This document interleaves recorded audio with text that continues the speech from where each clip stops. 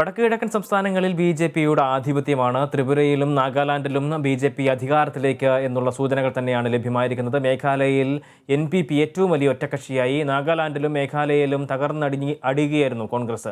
ത്രിപുരയിൽ ശക്തമായിട്ടുള്ള സാന്നിധ്യമായി മാറാൻ തിപ്രമോദ പാർട്ടിക്ക് സാധിച്ചു. വിവരങ്ങളുമായി ഗീസ് ഉണ്ട്. ഗീസ്, എക്സിറ്റ് പോൾ ഫലങ്ങളെ ഏതാണ്ട് ശരിവെക്കുന്ന രീതിയിലുള്ള ഫലങ്ങളാണ് ഇപ്പോൾ വോട്ടെടുപ്പിന് ശേഷം നമുക്ക് കാണാൻ കഴിയുന്നത്. വിശദാംശങ്ങൾ എന്തൊക്കെയാണ്? ഈ ഒരു തെരഞ്ഞെടുപ്പിന്റെ ഫലത്തെ എങ്ങനെ അവലോകനം ചെയ്യാൻ കഴിയും? തീർച്ചയായിട്ടും എക്സിറ്റ് പോൾ ഫലങ്ങളുടെ ഏകദേശം ഒരു രൂപം തന്നെയാണ് ലഭ്യമായിട്ടുള്ളത്. അല്ലെങ്കിൽ തുടർഭരണ സാധ്യതകളാണ് മൂന്ന് സംസ്ഥാനങ്ങളിലും എക്സിറ്റ് പോൾ സൂചിപ്പിച്ചിരുന്നത്. അത് ശരിവെക്കുന്ന രീതിയിൽ തന്നെയാണ് കാര്യങ്ങൾ ഇപ്പോൾ ലഭ്യമാകുന്ന വിവരം അനുസരിച്ച്. നാഗാലാൻഡിലേക്ക് വരികയാണെങ്കിൽ നാഗാലാൻഡിൽ ഒരു ചരിത്രം കൂടി സൃഷ്ടിക്കപ്പെട്ടിരിക്കുകയാണ്. നാഗാലാൻഡിലെ ആദ്യ വനിതാ MLA മാർ നിയമസഭയിലേക്ക് ആദ്യമായിട്ട് 2 വനിതാ MLA മാർ തെരഞ്ഞെടുക്കപ്പെട്ടിട്ടുള്ളതാണ്. ഒന്ന് ദിമാപൂർ മണ്ഡലത്തിൽ നിന്നും ഹെക്കാനി ജക്കാലു എന്ന സ്ഥാനാർത്ഥിയും, ഒപ്പം തന്നെ വെസ്റ്റേൺ അങ്കമായിൽ നിന്നും സൽഹുഡുനോ, ഇവർ രണ്ടുപേരുമാണ് ഈ ആദ്യ വനിതാ പ്രതിനിധികളായി നാഗാലാൻഡ് നിയമസഭയിലെത്തുക. ഒപ്പം തന്നെ ഇവർ NDPP-യുടെ സ്ഥാനാർത്ഥികളാണ് എന്നതാണ്. BJP സഖ്യമായിട്ടുള്ള NDPP-യുടെ സ്ഥാനാർത്ഥികളാണ് എന്നതാണ്. നാഗാലാൻഡിന്റെ ഒരു പൊതുചിത്രം നോക്കുകയാണെങ്കിൽ ഈ ഒരു സഖ്യത്തിന്, NDPP-BJP സഖ്യത്തിന് തന്നെ അധികാരത്തിലേക്ക് എത്തുവാനുള്ള ഒരു സാഹചര്യമാണുള്ളത്. 36 സീറ്റുകൾ കഴിഞ്ഞ തവണത്തേക്ക് അപേക്ഷിച്ച് നോക്കുമ്പോൾ 6 സീറ്റുകൾ വർദ്ധിപ്പിച്ചുകൊണ്ട് ഈ സഖ്യം മുന്നിട്ട് നിൽക്കുന്നു, അല്ലെങ്കിൽ സർക്കാർ രൂപീകരണത്തിന് തയ്യാറെടുക്കുന്നു എന്നാണ് മനസ്സിലാക്കുന്നത്. ഒപ്പം തന്നെ നാഗാലാൻഡിൽ എടുത്ത് പറയേണ്ടത് പ്രാദേശിക പാർട്ടിയായ നാഗാലാൻഡ് പീപ്പിൾ ഫ്രണ്ട് എന്ന പ്രാദേശിക പാർട്ടി താഴേക്ക് പോകുന്ന, അല്ലെങ്കിൽ അവരുടെ വോട്ട് വിഹിതത്തിൽ വലിയ രീതിയിലുള്ള ഒരു കൂപ്പുകുത്തൽ ഉണ്ടായിരിക്കുന്നു എന്നത് തന്നെയാണ്. പ്രധാനമായിട്ടും കഴിഞ്ഞ 2018 തെരഞ്ഞെടുപ്പിൽ അവർ നേടിയിരുന്ന 26 സീറ്റുകളാണ്. പക്ഷേ ഇത്തവണ അവർക്കത് കേവലം 2 സീറ്റുകളിലേക്ക് മാത്രം ചുരുക്കപ്പെട്ടു പോകുന്ന ഒരു സാഹചര്യമാണുള്ളത്. കോൺഗ്രസിനെ കഴിഞ്ഞ തവണത്തെ പോലെ തന്നെ സീറ്റുകളൊന്നും തന്നെ സ്വന്തമാക്കാൻ സാധിച്ചിട്ടില്ല. മറ്റ് പ്രാദേശിക പാർട്ടികളും വലിയ രീതിയിലുള്ള ഒരു മുന്നേറ്റം ഇത്തവണ ഉണ്ടാക്കിയിട്ടുണ്ട് എന്നതാണ്. നാഗാലാൻഡിൽ 22 സീറ്റുകൾ ഉറപ്പിച്ചിട്ടുണ്ട്. അതായത് കഴിഞ്ഞ തവണ കേവലം 4 സീറ്റുകൾ മാത്രം ഉണ്ടായിരുന്ന ഈ മറ്റ് പാർട്ടികൾ, അല്ലെങ്കിൽ അതേഴ്സ് വിഭാഗത്തിൽപ്പെടുന്ന പാർട്ടികൾ 18 സീറ്റുകൾ ഇത്തവണ വർദ്ധിപ്പിച്ചിട്ടുണ്ട് എന്നത് തന്നെയാണ്. എന്തായാലും നാഗാലാൻഡിനെ സംബന്ധിച്ചിടത്തോളം NDPP അതോ BJP സഖ്യം അധികാരത്തിലെത്തുന്നു എന്നത് തന്നെയാണ് ഈ മണിക്കൂറിൽ ലഭ്യമാകുന്ന വിവരം. ഇനി ത്രിപുരയിലേക്ക് പോവുകയാണെങ്കിൽ പ്രധാനമായിട്ടും ഉറ്റുനോക്കിയത് ഈ കോൺഗ്രസ് CPM സഖ്യം തന്നെയാണ്. ഒരു പരീക്ഷണ സഖ്യമാണ്.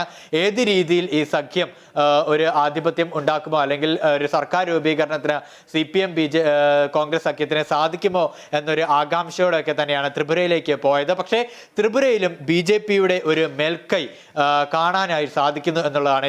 വിവരം ലഭ്യമാകുമ്പോൾ ത്രിപുര കേവല ഭൂരിപക്ഷത്തിൽ നിന്നും 2 സീറ്റുകളിൽ അധികമായി 33 സീറ്റുകളിൽ ഉറച്ചു നിൽക്കുന്നു എന്നതാണ്. പക്ഷേ കഴിഞ്ഞ 2018 തെരഞ്ഞെടുപ്പിലെ കണക്ക് വെച്ച് നോക്കുകയാണെങ്കിൽ BJP-ക്ക് അതൊരു വലിയ തിരിച്ചടി തന്നെയാണ്. കാരണം 44 സീറ്റുകളാണ് 2018 BJP സ്വന്തമാക്കിയത്. പക്ഷേ അത് ഇത്തവണ 33ലേക്ക് BJP താഴുന്നു എന്നത് തന്നെയാണ് പറയുന്നത്. അതോടൊപ്പം തന്നെ തിപ്രമോദ പാർട്ടി, പ്രാദേശിക പാർട്ടിയായ, എല്ലാവരും ഉറ്റുനോക്കിയത് ഈ പ്രാദേശിക സ്വാധീനങ്ങളുള്ള 3 സംസ്ഥാനങ്ങൾ കൂടിയാണ്. ഇവർ പ്രത്യേകിച്ച് ത്രിപുരയിലൊക്കെ ഈ തിപ്രമോദ പാർട്ടിയുടെ ഒരു വരവ് എത്രത്തോളം സ്വാധീനം ചെലുത്തും, അല്ലെങ്കിൽ അവർക്ക് എത്രത്തോളം നേട്ടമുണ്ടാക്കുവാനായിട്ട് സാധിക്കും എന്നത് തന്നെയായിരുന്നു ഉറ്റുനോക്കിയത്. എന്തായാലും തിപ്രമോദ പാർട്ടി തങ്ങളുടെ വരവ് അറിയിക്കുകയാണ്. 13 സീറ്റുകൾ നേടുന്നു എന്നത് തന്നെയാണ്. ഒപ്പം തന്നെ ഈ കോൺഗ്രസ് CPM സഖ്യത്തിനൊപ്പം ചേർന്ന് നിൽക്കുന്നു എന്നതും എടുത്തു പറയേണ്ടതാണ്. ഈ സീറ്റ് വിഹിതത്തിൽ 13 സീറ്റുകളുമായി തിപ്രമോദയും, പ്രത്യേകിച്ച് ഗോത്ര മേഖലകളിലാണ് തിപ്രമോദ തങ്ങളുടെ ആധിപത്യം സ്ഥാപിച്ചിരിക്കുന്നത് എന്നതും എടുത്തു പറയേണ്ടതാണ്. ഇനി മേഘാലയയിലേക്ക് വരികയാണെങ്കിൽ 59 മണ്ഡലങ്ങളിലേക്കാണ് മത്സരം നടന്നത്. അവിടെയും national people's party exit poll ഫലങ്ങൾ സൂചന അനുസരിച്ച് NPP ഒറ്റക്കക്ഷിയായി മുന്നേറും, അല്ലെങ്കിൽ സർക്കാർ രൂപീകരണത്തിലേക്ക് NPP എത്തും എന്നതാണ്. ആ ഒരു ഫലം, അല്ലെങ്കിൽ ആ ഒരു പ്രവചനം ശരി ആകുന്ന കാഴ്ചയാണ് നമുക്ക് കാണാനുള്ളത്. 2018 അപേക്ഷിച്ച് നോക്കുമ്പോൾ തങ്ങളുടെ വോട്ട് വിഹിതത്തിൽ 10% വർധനവ് NPP ഉണ്ടാക്കിയിരിക്കുകയാണ്.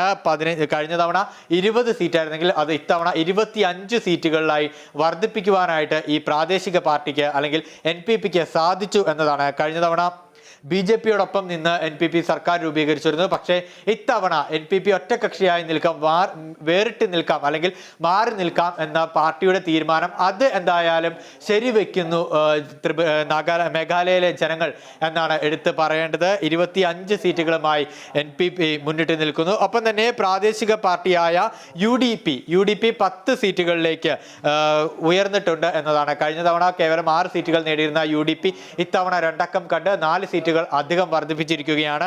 5% വോട്ട് വിഹിതത്തിൽ 2018 അപേക്ഷിക്കുമ്പോൾ UDP-ക്കുള്ള മുന്നേറ്റം. പക്ഷേ BJP-ക്ക് വലിയ രീതിയിലുള്ള ഒരു തിരിച്ചടി മേഘാലയ നൽകുന്നു. 15% വോട്ട് വിഹിതത്തിൽ BJP താഴേക്ക് പോയിരിക്കുന്നു. കേവലം 4 സീറ്റുകളിൽ മാത്രം BJP ഒതുങ്ങുകയാണ്. അതായത് കോൺഗ്രസിനും തൃണമൂൽ കോൺഗ്രസിനും ലഭിച്ച ഒരു സീറ്റ് അല്ലെങ്കിൽ ഒരു സംഖ്യ അത് BJP-ക്ക് ലഭിക്കുന്നില്ല എന്നതാണ്.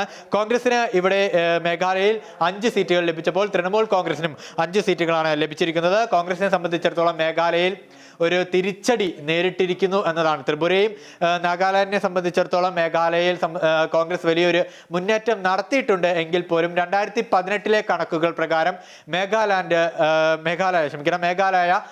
കോൺഗ്രസിനെ കൈവിട്ടിരിക്കുന്നു എന്നത് തന്നെയാണ്. കാരണം 16 സീറ്റുകളാണ് നഷ്ടമായിരിക്കുന്നത്. 21-ൽ നിന്നും 16 സീറ്റുകൾ നഷ്ടപ്പെട്ടുകൊണ്ട് ഏകദേശം 5 സീറ്റുകളിലേക്ക് കോൺഗ്രസ് അധപ്പതിക്കുന്ന ഒരു കാഴ്ചയാണ് കാണാനുള്ളത്. എന്തായാലും 3 സംസ്ഥാനങ്ങളിലും കോൺഗ്രസിന് കാര്യമായിട്ടുള്ള ഒരു നേട്ടം കൊയ്യുവാനായിട്ട് സാധിച്ചിട്ടില്ല, 2 അക്കം കാണുവാൻ സാധിച്ചിട്ടില്ല എന്നതാണ് എടുത്തു പറയേണ്ടത്. അതേസമയം തൃണമൂൽ കോൺഗ്രസ് തങ്ങളുടെ വരവ് അറിയിക്കുകയാണ്. മേഘാലയയിൽ 5 സീറ്റുകൾ, കഴിഞ്ഞ തവണ 0 സീറ്റുകളായിരുന്നു, അത് ഇത്തവണ 5 സീറ്റുകളായി ഉയർത്തുന്നുണ്ട് എന്നതാണ് ശ്രദ്ധേയമായിട്ടുള്ളത്. എബി, തീർച്ചയായും ഓരോ പാർട്ടി നേതാക്കൾക്കും ശക്തമായ രീതിയിലുള്ള വിമർശനങ്ങൾ, സ്വയം വിമർശനങ്ങളെല്ലാം തന്നെ നടത്തി കൂടുതൽ ശക്തിയോടുകൂടി ഇടപെടലുകൾ നടത്തേണ്ടതുണ്ട് എന്ന് ബോധ്യപ്പെടുത്തുന്ന ഫലങ്ങൾ തന്നെയാണ് പുറത്തു വന്നിരിക്കുന്നത്. ഈ 3 സംസ്ഥാനങ്ങളിലും വടക്ക് കിഴക്കൻ സംസ്ഥാനങ്ങളിൽ BJP അവരുടെ ആധിപത്യം ഉറപ്പിക്കുന്നു എന്ന് തന്നെയാണ് കാണാൻ കഴിയുന്നത്. BJP സഖ്യവും ഇത്തരത്തിൽ വലിയ രീതിയിലുള്ള മുന്നേറ്റം നടത്തുന്നു എന്ന് തന്നെയാണ് മനസ്സിലാക്കാൻ കഴിയുന്നത്. വിവരങ്ങൾ നൽകുകയായിരുന്നു ഗീസ്, ന്യൂസ് ഡെസ്കിൽ നിന്ന്.